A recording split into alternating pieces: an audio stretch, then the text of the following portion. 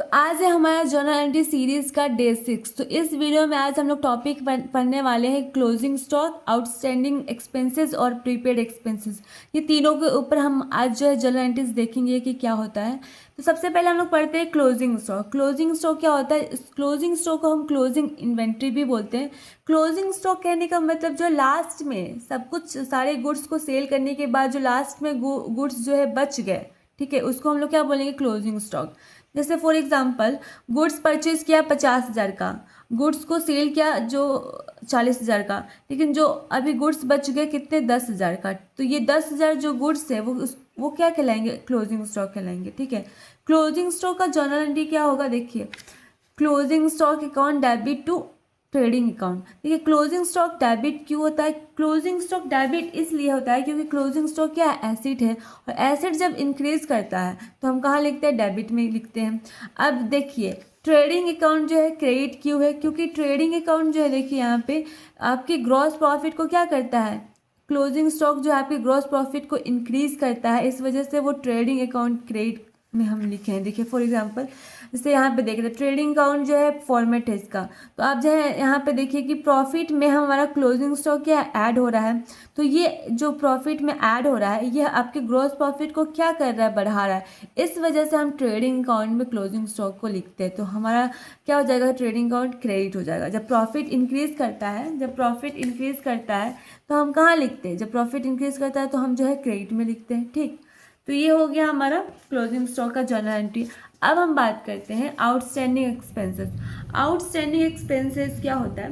देखिए, एक और चीज़ समझ लीजिए कि क्लोजिंग स्टॉक का जो वैल्यू है, हम यहाँ पे क्या लिखते हैं? तो ये क्लोजिंग स्टॉक का वैल्यू हम करते हैं, तब हम यहाँ पे ध्यान देंगे कि कॉस्ट जो प्राइस होता है या मार्केट प्राइस होता है, वो दोनों में से जो भी कम होगा हम उसी का जो वैल्यू लिखेंगे क्लोजिंग स्टॉक में, ठीक है। तो ये हमारा जो है, ये चीज़ को बहुत अच्छे से ध्यान रखिएगा, मिस्टेक मत करिए। अब आगे हम देखते हैं कि आउटस्टैंडिंग एक्सपेंसेस। आउटस्टैंडिंग एक्सपेंसेस क्या होता है? कि expenses incurred but not yet paid. तो एक्सपेंस आज जो है खर्चा तो हो गया है, लेकिन आज जो है आपने पेमेंट, इस साल आपने खर्चा कर दिया या इस मंथ आपने खर्चा कर दिया, लेकिन इस मंथ आपने पेमेंट नहीं किया है, तो वो क्या है? आउटस्टैंडिंग मतलब बकाया आपका बाकी है, वो खर्चा आपका बाकी है पे करना। तो आउटस्टैंडिंग एक्सपेंसेस क्या हो गया? एक तरीके से आपके लिए लाइबिलिटी हो गया, रिस्पॉन्सिबिलिटी, जिम्मेदारी हो गया कि आपको पे करना है in future. For example, March salary 5,000 जो है, मार्च का जो सैलरी है आपका 5,000 है, लेकिन पे कितना किया आपने? 4,000 पे किया है। तो आपका जो 1,000 अभी भी अनपेड है, तो 1,000 क्या हो गया? आपका आउटस्टैंडिंग सैलरी हो गया। इसका जर्नल एंट्री क्या होगा? Salary account debit 1,000 to outstanding salary account. देखिए, सैलरी आपका क्या है? खर्चा है, एक्सपेंसेस है। तो एक्सपेंसेस जब बढ़ता है तो हम कहाँ लिखते हैं? डेबिट में लिखते हैं। और आउटस्टैंडिंग सैलरी आपके लिए क्या है? लायबिलिटी है। जब लायबिलिटी बढ़ता है तो हम कहाँ पे लिखते हैं? क्रेडिट में लिखते हैं। देखिए, एक्सपेंसेस जब बढ़ता है तो हम कहाँ लिखते हैं? डेबिट में। और लायबिलिटी जब बढ़ता है तो हम कहाँ लिखते हैं? क्रेडिट में। तो ये समझ में आया? यहाँ तक समझ में आया होगा, उम्मीद करते हैं आपको। अब हम लोग पढ़ने वाले हैं प्रीपेड एक्सपेंसेस। प्रीपेड एक्सपेंसेस क्या होता है? जैसे आउटस्टैंडिंग एक्सपेंसेस में क्या होता है कि आज जो खर्चा हुआ हम उसको अभी तक पे नहीं किए, इन फ्यूचर शायद पे करेंगे। लेकिन प्रीपेड एक्सपेंसेस में मतलब फ्यूचर का खर्चा हम आज पे कर दिए, ठीक है। फ्यूचर का खर्चा हम क्या कर दिए? आज पे कर दिए, पहले पे कर दिए एडवांस में। तो हम इसको क्या बोलेंगे? प्रीपेड एक्सपेंसेस, ठीक है। तो यहाँ पे जो एग्जाम्पल के थ्रू समझते हैं, इंश्योरेंस पेड ऑन 1 जुलाई 2023।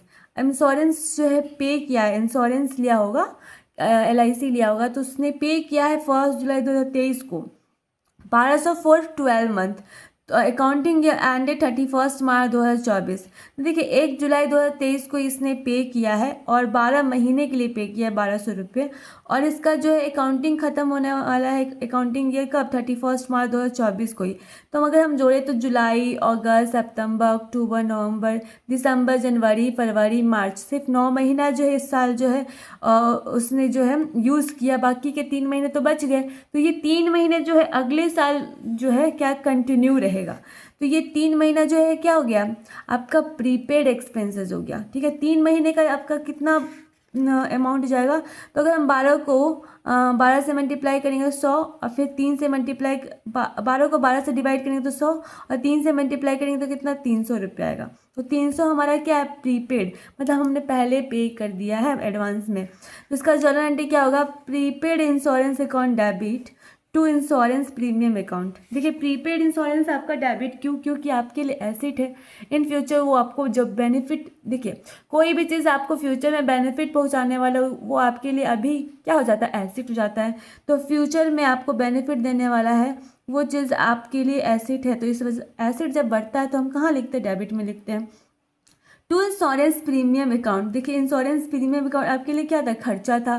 तो अब जो है खर्चा 300 से डिक्रीज हो गया, तो हम कहाँ लिखेंगे, क्रेडिट में लिखेंगे। तो ठीक है, तो आज के लिए बस इतना ही। मिलते हैं नेक्स्ट वीडियो में। उम्मीद करते हैं कि आपको जो है डे सीरीज़ का जो है डे 6 का जो है सीरीज़ समझ में आया होगा। आज के लिए बस इतना ही। इसी तरीके के वीडियोस को पाने के लिए मेरे चैनल को सब्सक्राइब कीजिए और वीडियो अच्छे लगे तो वीडियो को लाइक कीजिए।